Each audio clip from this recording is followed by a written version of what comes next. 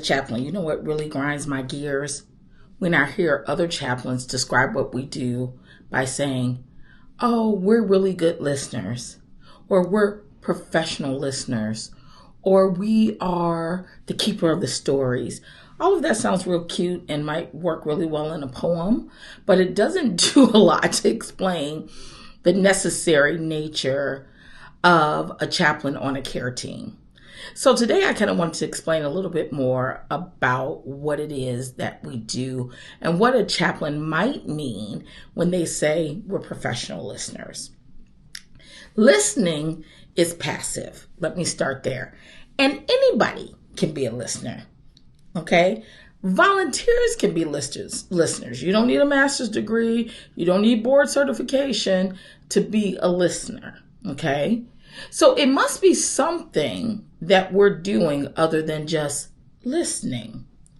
What I do, and a lot of times when I am typing my chart notes and explaining what I do to families and to even other staff members, is I talk about reflective listening as an intervention. One of the major things that people are trying to figure out, especially at the end of life, is they're trying to make meaning in the midst of their illness. Like, why did this happen to me? What does this mean for my life going forward and the people that I love? What is this all about? And reflective listening gives them an opportunity to find their own meaning within the conversation. So when I think of listening, like I said, it's passive. So you're nodding your head, or maybe you're not nodding your head. You've got a stoic face and you're just intently holding the space. But reflective listening is repeating the meaning underneath what a patient shares with you. Because I also remember when I was first a chaplain, one of the things I would do is I would just parrot. Parrot is not reflecting.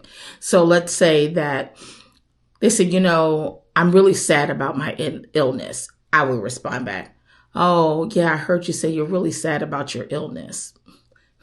What? Is there a parrot in this room? But that's a newbie mistake. Now, in reflective listening or active listening, I'm listening for the meaning behind what they're saying. So let's take that same scenario. A patient says, I'm really sad. Sad about? And they expand, right? And so they say, that I'm 35 years old. I've got breast cancer. I've got 3 children. I am really sad that I have this illness. A reflective listening response is being, wow, I hear you're questioning what life is going to be like for your children now that you have this illness, right? That's just one part of what they said. But I'm reflecting the meaning under the statement. Does that make sense?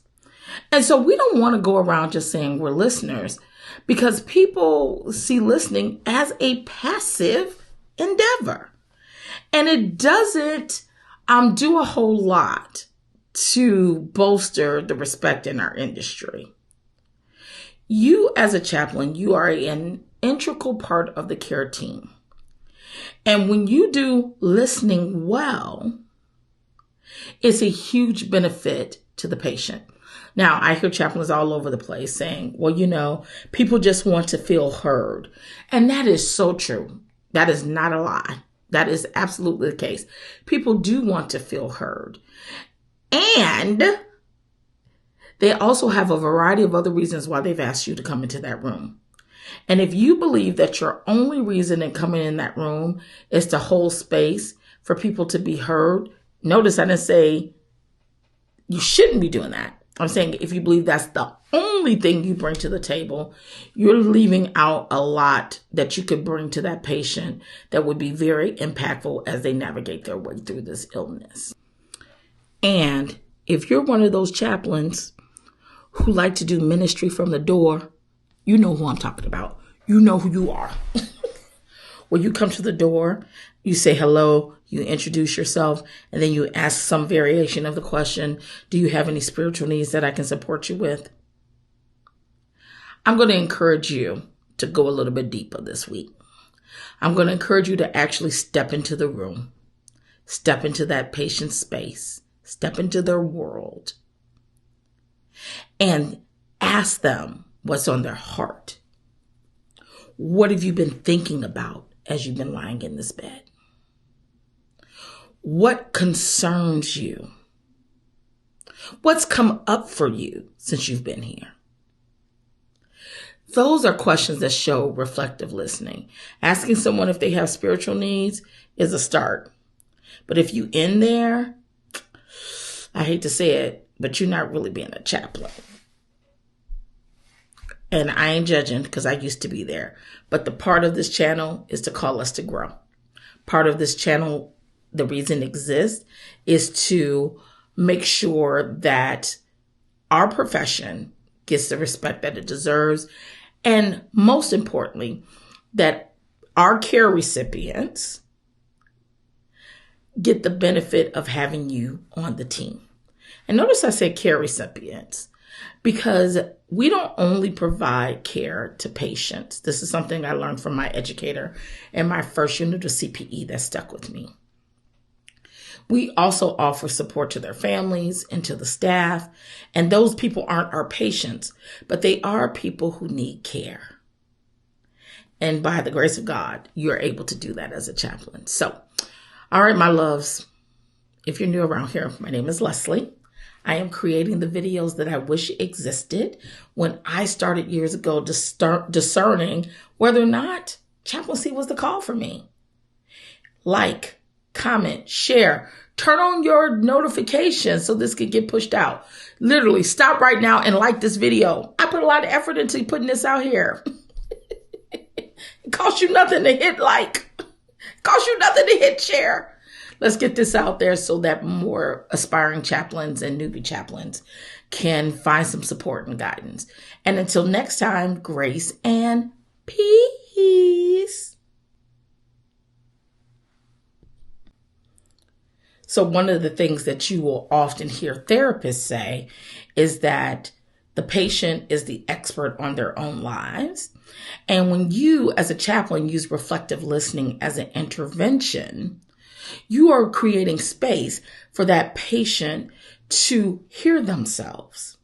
So with reflection, not parroting, but reflection, it can help that patient get some insight, some clarity, meaning, finding meaning in their illness, clarify their values, what's important to them, the next step they want to take. That's reflective listening.